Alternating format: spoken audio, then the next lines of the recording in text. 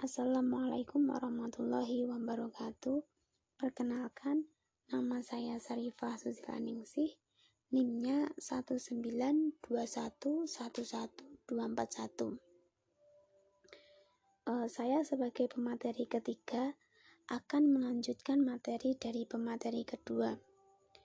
Di sini saya akan membahas tentang pokok penafsiran, contoh, dan perbedaan dengan tafsir lainnya karya Husain Tabatabai, yaitu kitab Tafsir Al-Mizan.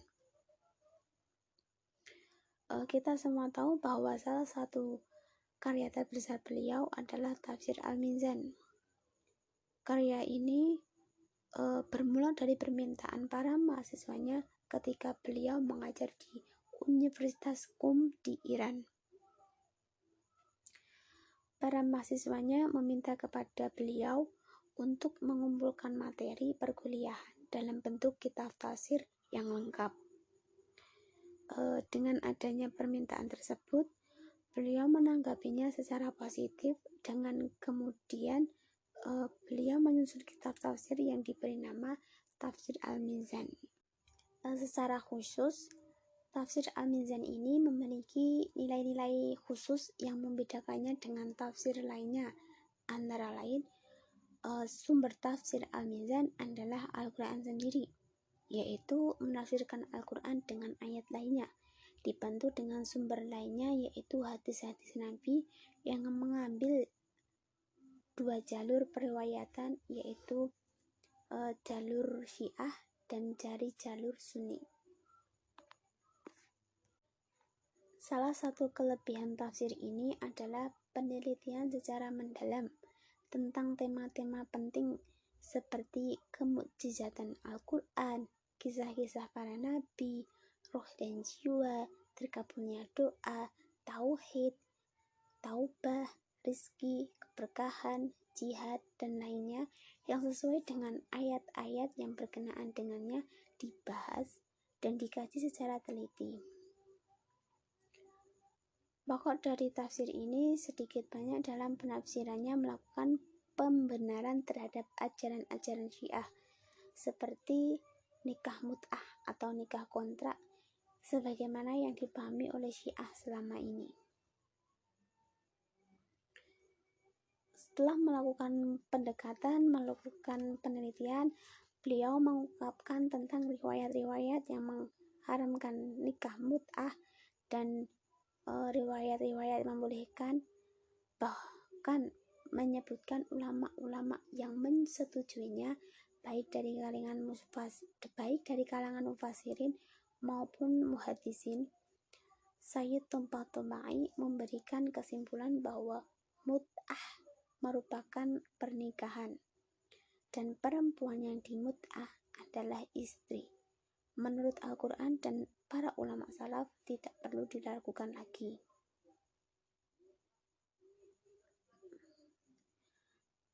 Dalam kitab Al-Mizan jilid 4 halaman 306 disebutkan bahwa nikah mut'ah dapat dilakukan dalam tempo 1 hari, 1 minggu, ataupun 1 bulan.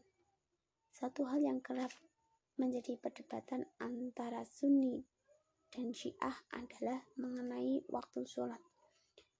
Berbeda dengan Sunni yang percaya adanya 5 waktu sholat, kalangan Syiah meyakini 3 waktu sholat saja dalam sehari. Contoh yang kedua, misalnya saja tentang kedudukan basmalah, baik dalam surat Al-Fatihah dan surat-surat yang lain. Tabatabai mengambil beberapa riwayat dari para imam. Di antaranya dari Amir al-Mu'min bahwasanya basmalah termasuk dari surat Al-Fatihah dan Rasulullah SAW selalu membacanya serta menganggapnya sebagai bagian darinya. Beliau juga bersabda bahwa surat Al-Fatihah adalah al-Sab al-Mathani.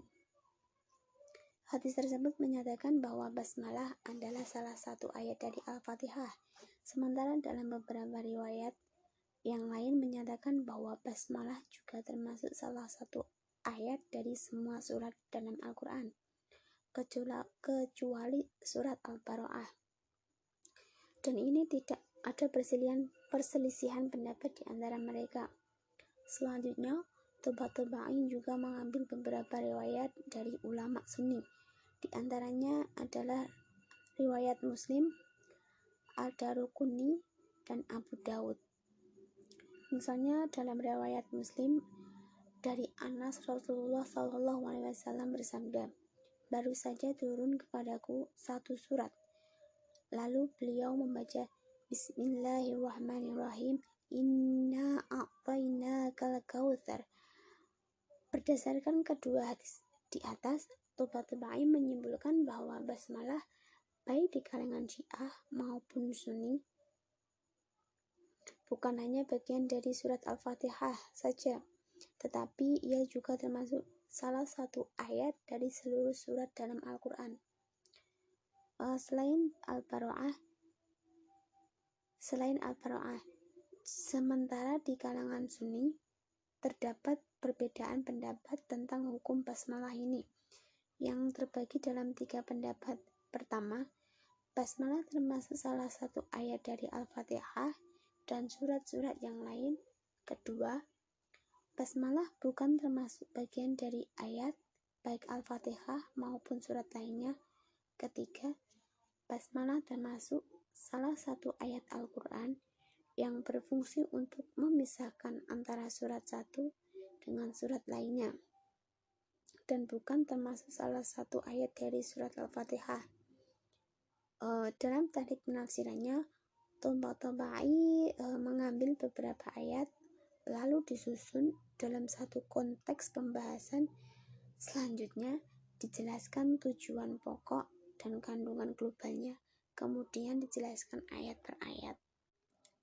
Dalam menafsirkan Al-Quran, beliau menggunakan berbagai macam pendekatan, baik pendekatan sejarah, filsafat, hukum Islam, bahasa, serta teologi, sehingga penafsiran yang beliau lakukan dapat mendekatkan pemahaman ayat Al-Quran kepada para pembacanya dan menyajikan sebuah kajian yang komprehensif. Dengan demikian, keberadaan tafsir Al-Mizan dapat dikategorikan sebagai tafsir bil wahyi dengan metode tahlili dan corak falsafi. Adapun perbedaan yang signifikan dengan tafsir lain terdapat pada latar belakang mazhab teologi yang dianut oleh mufasirnya, di mana Syekh Syed Muhammad Hussein Tabatabai sendiri merupakan penganut aliran mazhab Syiah. Akan banyak perbedaan penafsiran dengan tafsir Al-Kashaf karya Syekh Imam Az-Zamakhsyari yang merupakan penganut aliran mazhab Mu'tazilah. Begitupun juga jika dibandingkan dengan tafsir Al-Maraghi karya Syekh Mustafa Al-Maraghi yang berlatar belakang mazhab Sunni.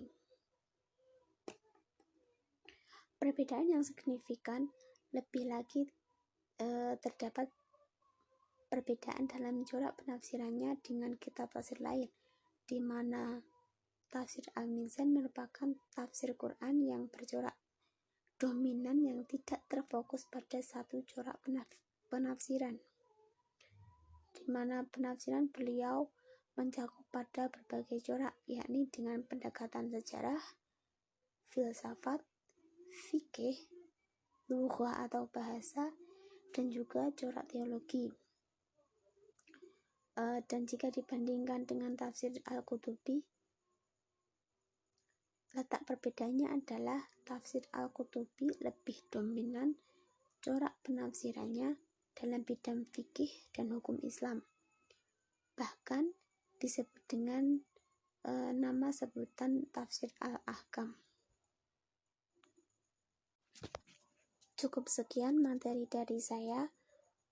Terima kasih. Wassalamualaikum warahmatullahi wabarakatuh.